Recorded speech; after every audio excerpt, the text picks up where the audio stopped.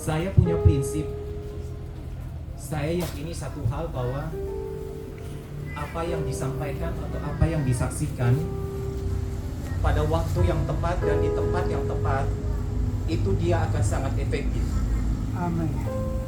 Dia akan sangat berdampak bagi orang yang mendengar. Bukan berarti bahwa selama ini setiap kali ruang kesaksian dibuka, saya merasa seperti tertuduh. Itu sudah sekitar, perasaan itu muncul sudah sekitar 2 bulan. Karena dalam tanda petik ya, seolah-olah ada mata yang melihat ke saya kapan saya mengambil keputusan untuk bisa memberikan kesaksian. Apalagi ada bahasa dari MC yang selalu mengatakan bahwa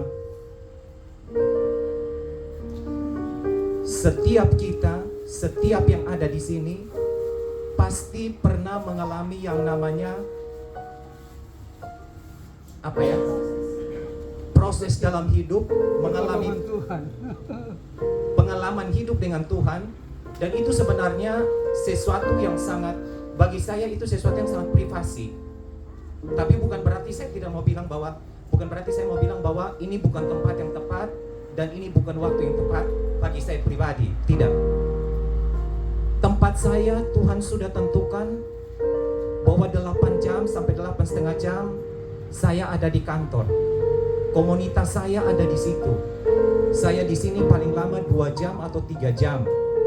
Mungkin efektif kalau saya menyampaikan atau bersaksi tentang apa yang saya alami 2 tahun belakangan ini. Sebenarnya bukan 2 tahun belakangan ini, tapi pengalaman dengan Tuhan itu sekarang anggapan saya atau ungkapan saya mengalami dengan Tuhan, pengalaman dengan Tuhan itu sebenarnya udah dari kecil. Bukan baru sekarang atau baru 2 tahun belakangan ini saya alami hal yang seperti sekarang saya alami. Tapi dari kecil, dari masih sekolah dasar itu saya sudah sering sekali saya yang namanya sakit. Itu bahkan setiap bulan orang tua harus ke sekolah dari SD sampai SMA, itu hanya untuk izin bahwa saya dalam keadaan sakit, dan itu setiap bulan. Dia berlangsungnya seperti itu. Kenapa saya bilang di sini bukan apa? Tadi saya bilang bahwa tempat saya adalah di kantor.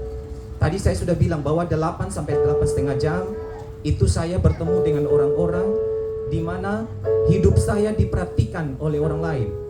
Cara hidup saya, cara bertutur kata saya itu diperhatikan. Apakah saya bisa menjadi saksi tentang Kristus di dalam hidup saya lewat pengalaman hidup saya? Itu saya tidak tahu. Itu hanya bisa dilihat dan dinilai oleh orang yang melihat saya. Akhir bulan Juni saya diajak teman, ya. Saya diajak teman untuk ke Ambon. Itu tanggal 28 atau 29 kalau nggak salah tahun kemarin. Karena waktu perjalanannya ke sana itu cukup jauh dan membutuhkan waktu, akhirnya saya minta cuti 5 hari, 1 minggu lah, karena saya jalannya hari Jumat. Saya juga aslinya Ambon, tapi bukan saya ke tempat saya, tapi ini ke tempat teman saya. Dia yang ajak karena dia pengen lihat orang tua, jenguk orang tua dia yang tinggal hanya mamanya dia karena papanya udah meninggal terlebih dahulu. Saya tidak rasa apapun, saya ambil keputusan untuk saya jalan, karena kita jalannya juga lumayan banyak orang, sekitar 20-an orang lebih. Sampai pulang pun dalam keadaan yang masih baik. Sampai bulan Juli itu saya mulai merasakan ada sesuatu di dalam tubuh saya yang tidak beres. Saya tidak tahu apa, tapi penyakit itu dia muncul hilang. Kalau saya minum obat tidak ada pengaruh apa-apa atau tidak ada efek apapun. Saya bahkan sudah diperiksa oleh dokter Kamilus. Saya juga ke rumah sakit, saya di CT scan, dan ternyata hasilnya itu bersih. Tapi sakit. Organ tubuh saya itu bersih, tidak ada apapun, tapi selalu sakit. Itu jadi pertanyaan besar bagi saya sebenarnya. Sekitar bulan Agustus, secara tidak sengaja, tapi mungkin saya percaya bahwa inilah cara Tuhan. Amin. saya bertemu dengan teman saya, kita ngobrol di bidang, kebetulan kita satu bidang. Dia menceritakan pengalaman keluarga dia, khususnya adik dia, bagaimana penderitaan adik dia. Kemudian Anaknya. mendengar kabar bahwa di Kuanino, di rumah Oma Kase maupun juga, tapi yang dia sampaikan itu bukan Oma Kasenya, walaupun dia adiknya itu dilayani di sana, tapi dia mendengar Opa Lenggu, dia sebut Opa Lenggu, sampai dia juga memberikan nomor Oma untuk saya supaya saya hubungi.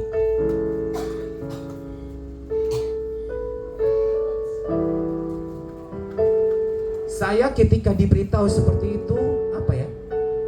Pikiran saya yang satu, kayaknya ini yang paling tepat. Entah itu gerakannya dari mana, tapi saya tahu bahwa ini yang paling tepat. Karena saya merasa roh saya, apa ya? Ada terkoneksi ke situ. Karena itu saya langsung hubungi Mama. Saya minta kita ketemu, saya minta untuk dilayani juga secara pribadi, dan itu hari Minggu terjadinya. Singkat cerita bahwa saya dilayani terus. Tapi proses itu apakah sudah berakhir? Tidak. Sampai hari ini pun, sampai berdiri di sini pun, saya masih mengalami itu. Tetapi saya bersyukur, puji Tuhan, bahwa saya bisa berdiri yang awalnya tidak bisa jalan. 1 bulan, ya, hampir 1 bulan saya tidak bisa jalan, hanya bisa tidur di tempat tidur. Tidur pun tidak bisa, apa ya? Tidur hanya bisa terlentang. Saya tidak bisa bolak-balik badan seingat saya. Karena kaki kiri saya ini tidak bisa digerakkan. Kalaupun dipaksa gerak harus diangkat. 1 bulan saya alami itu, sampai kemudian saya dilayani. Banyak perubahan yang terjadi pada saya. Saya tahu bahwa ini campur tangan Tuhan. Kenapa? Saya mengenal Tuhan, atau pertama kali saya ingin dekat dengan Tuhan itu sekitar tahun 2001, yang 2 tahun kemudian saya langsung lulus tes CPNS. Penempatannya di luar kota Kupang. Di situ ritme saya, cara apa ya, maksudnya saya punya jam doa, saya punya waktu juga khusus untuk itu. Sudah dari dulu saya lakukan itu, udah dari dulu. Tapi semenjak bekerja, intensitasnya itu udah berubah, itu sudah berkurang. Artinya di sini saya mau katakan bahwa kesetiaan atau ketaatan kepada Tuhan itu sebenarnya kunci mutlak. Jangan ibarat kata hari ini datang, hari ini setia, besok kemudian berubah. Cobalah untuk konsisten. Amin. Dan ini saya dapati ketika saya sudah dalam keadaan yang memang apa ya, mau dibilang sangat terpuruk. Saya minta cuti sebulan. Setelah pulang dari sana, setelah mulai sakit, saya minta, awalnya mulai parah itu, saya sisa cuti yang 7 hari saya ambil. Pikiran saya gini, bahwa setelah cuti 7 hari saya bisa langsung masuk kerja. Artinya bahwa kaki saya sudah bisa pulih. Saya tiap hari masuk kerja, tapi dalam keadaan yang tidak enak dilihat sebenarnya.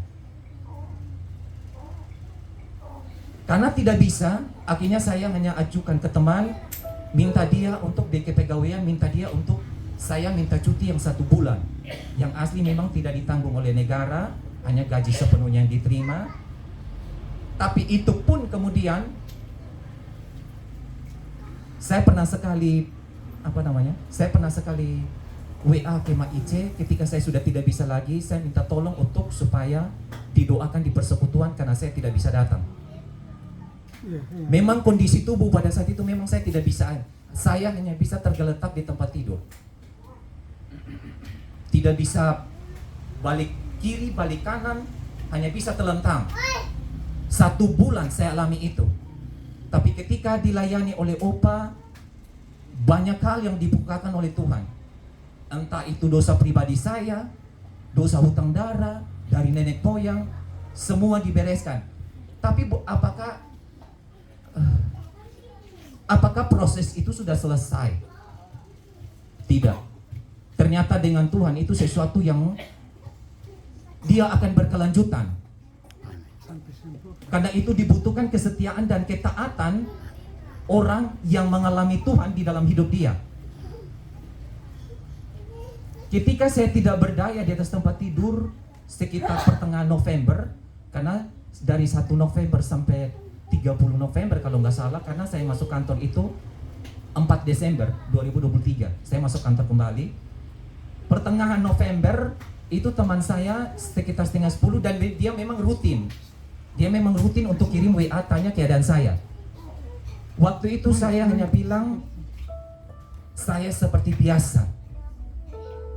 Saya hanya jawab seperti itu. Terus dia bilang kayak gini, semalam jam 3 pagi saya dibangunkan Tuhan, dan yang ada di pikiran pertama kali dia adalah bahwa dia harus mendoakan saya. Itu yang dia sampaikan kepada saya.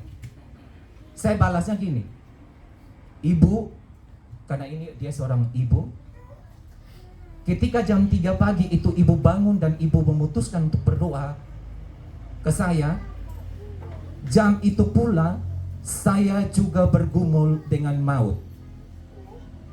Saya nggak tahu, tapi itu pikiran saya dan itu ada tercatat di dalam WA yang saya kirim ke dia.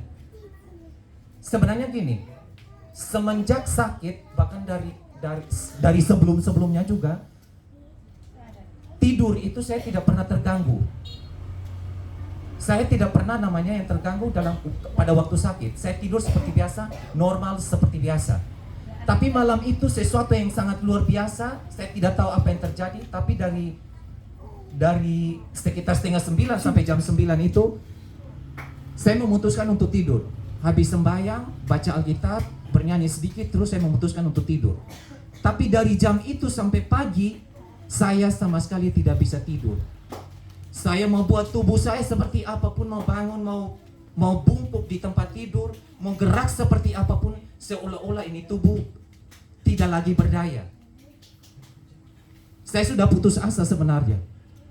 Tapi saya percaya bahwa kematian saya bukan karena penyakit ini. Itu yang saya yakini. Dan itu saya pegang teguh. Karena saya yakin bahwa Tuhan punya rencana yang jauh lebih besar dari apa yang saya alami sekarang. Ini hanya proses awal. Haleluya. Apa yang saya alami saat ini hanyalah suatu proses awal untuk sesuatu tujuan Tuhan yang ada di depan. Saya belum tahu waktu itu apa. Tapi puji Tuhan, ketika bertemu dengan opa, dengan oma, dengan semua orang persekutuan, saya dibukakan apa rencana Tuhan, apa maksud Tuhan yang besar terhadap hidup saya pribadi. Tadi di depan saya sempat bilang bahwa suatu kesaksian atau suatu pesan yang disampaikan pada tempat dan waktu yang tepat itu pasti akan berdampak atau berefektif terhadap setiap yang mendengar. Amin. Kalau sekarang saya bisa berdiri di sini dan saya sampaikan ini, bukan berarti bahwa ini pertama kali saya memberikan kesaksian. Karena sebelumnya saya sudah bilang bahwa tempat saya rentang waktu 8 jam sampai 8,5 jam itu saya ada di lingkungan kantor. Saya bertemu dengan orang-orang yang dengan latar belakang yang berbeda, dengan keyakinan yang berbeda. Dulu di sana. Di situ saya dilihat. Saya menyampaikan kesaksian yang sederhana sebenarnya. Saya sampaikan itu di depan teman, di ruangan. Kebetulan orangnya sangat akrab juga dengan saya. Saya sampaikan itu secara sederhana menurut saya. Tapi ternyata itu berpengaruh terhadap dia. Dan dia lakukan itu di dalam hidup dia dengan keluarga dia. Dan ini bukan hanya sebatas dia, tapi ternyata berantai ke teman saya yang lagi yang sakit, yang notabene dia sakit jantung, tubuh dia udah membengkak, dari perut sampai ke bawah itu udah bengkak besar dan hampir membatu. Tapi ketika dia dengar kesaksian saya lewat teman saya, istri itu mendorong dia dan terpuji Tuhan ya. Saya mau bilang bahwa sudah sekitar 3 minggu dia sudah bisa masuk kantor. Yang harusnya dia bypass di Jakarta karena dia sudah dapat rekomendasi untuk harus operasi jantung di sana, tetapi dia tidak ambil itu. Karena ketika itu saya hanya bilang, ketika teman-teman cerita saya hanya bilang gini, tidak usah. Lebih baik bergumullah dan berdoalah, carilah orang yang tepat atau tempat persekutuan yang tepat, Amen. layanilah di situ. Haleluya. Jangan pakai medis. Percayalah, Tuhan tidak bergantung juga kepada itu, bahkan terhadap obat. Itu sudah saya alami.